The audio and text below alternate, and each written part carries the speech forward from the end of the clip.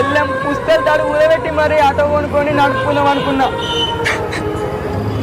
అందరూ free bus అని అందరూ బస్సులను ఎక్కబట్టే మా ఈ ఆటో డ్రైవర్ల బతుకు మారదు ఎప్పుడు. అమ్మా కోట్ కాలే కొత్తపల్లి వర్క్ షాప్ ఒక్కలన్నా ఆటో ముఖాన్ని చూస్తలేరు.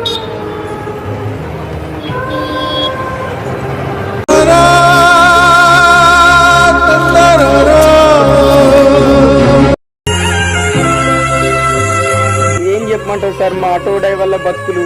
ఆ ఫ్రీ బస్ పెట్టడం వల్ల ఆడోళ్ళు మొత్తం బస్సులనే ఎక్కిపోతుర్రు.